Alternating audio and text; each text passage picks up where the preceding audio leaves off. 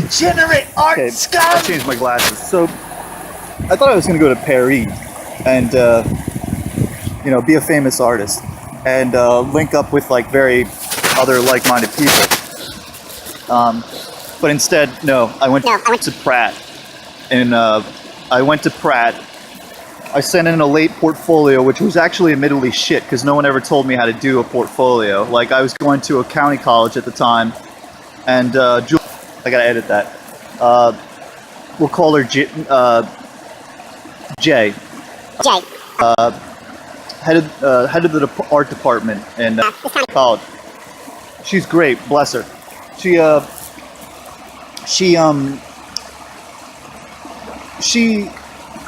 The program there it was wonderful. It's a lot better than Pratt, that's for sure.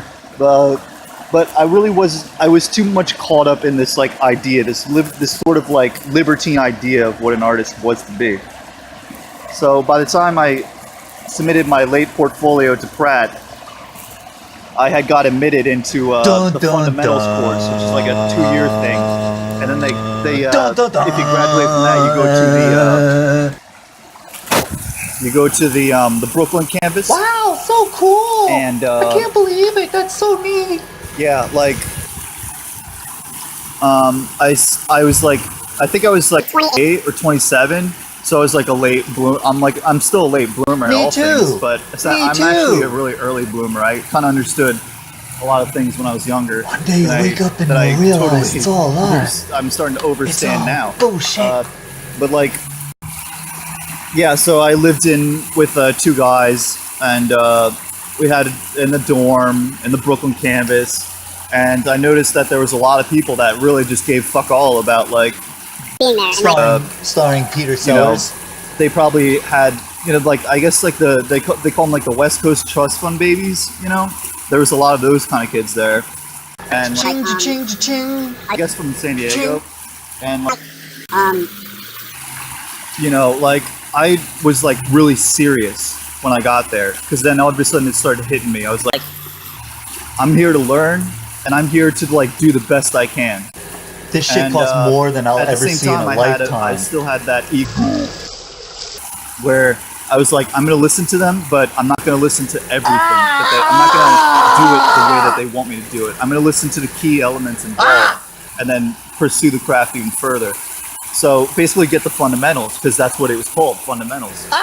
And I noticed that on the campus, all the kids that went to the Brooklyn campus, there was in the wing that I was at in the dormitory, man, there were kids there that were like dreaming porn directors, or like they were just like all about they were very young, and they were just all about like getting ass. And there was a lot of women that were just like sort of fawning over these idiots. So I was just like, man, this scene is I don't like this scene. So like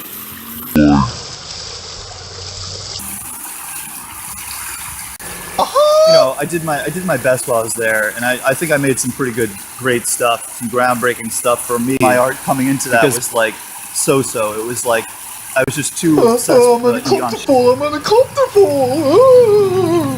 So, I met some really great people from Pratt, and they were also like me too. They had the people that were very hardworking and the idea like improving a craft, and I didn't really network, because I was with I sincerely hope you're doing well, Em. So that took up a lot of my life. Like, I was trying to also move out of the dormitory and get my own place, and then get 2 jobs. And she was working 2 jobs, and still going to school. So basically that didn't work. That totally didn't work.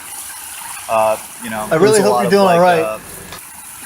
I was trying. Want some hot sauce with that dog that I'm walking? The dog down the street, one taco, Waka Loco, blah, blah, blah, blah, blah, blah. Yeah. So, like, yeah, art school is like one of the biggest traps, because, like, still in it, obviously. Like, so many people, like, they don't tell you that when you come out of there, you're going to be, like, working at I read Daniel Close before I even went. Michael's, or to art school. You're going to be working in a warehouse, and you're not really going to have many prospects or opportunities, because we're basically actually work for Michael's. For every hour you take something, for every hour you take we live another in a hour. left-brain society, So in a lot materials. of everything has to do with numbers. Yeah. And that's where we're at with that. So I took so much oil paint from there out of the cabinet. Essentially are just sort of submerged, and there's a reason for that. When I look at it, you know, like you go to college, right? And why do we push creative talent? Like being an artist is very difficult. You go to another womb, re-indoctrinated, and your parents. And then hey, mom and dad, you want to read some anarchist literature? I found and then school. Go back to your parents. Zines. And it's like you want to read some zines, just like how you came from. And then beneath the earth, you go to another womb. You go to another womb. You had to pay money to get these divisive ideas. You know, a lot of money. So there's like a very big picture with that. I failed numerous My mom times, actually and, read point of, those anarchist zines I don't believe that I while she watched Fox News. Take me any further. So I've used it essentially just a way as like a coping mechanism. Station unto itself. Now they sit and collect dust. I'm talking about giving away free art to people, As long as one through person Burnituretub or a couple of people saw it, and that was all that mattered If you to haven't me. seen it, go check it out. You know, maybe you'll like it. I don't know. Some people do. I found that after art school, I had to work 2 jobs. I had to work 2, and I fell into it. And I came to a point where I was just like, hey man, you know, this career thing, it doesn't work, you know, like it doesn't make you happy. So and then having went out of my, it's just like a relationship which is ephemeral that sort of scripted at the same time, you know. Caroline says, has this sort of reputation, one way, you know,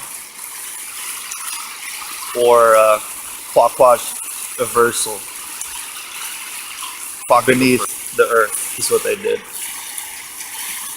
and they were planting seeds for trees to grow. We were born upside down. So everything that you create is vital. I'm a black star. As an artist, you have to understand. I'm a black star. It's a very big weight.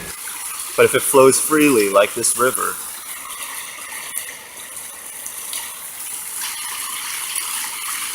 and it continually goes on, and maybe it'll get to a wall, but it's just a ripple in the lake, a tear in the wormhole. Everything that you're doing now will have some sort of, oh man, I got infected with the Cezanne virus.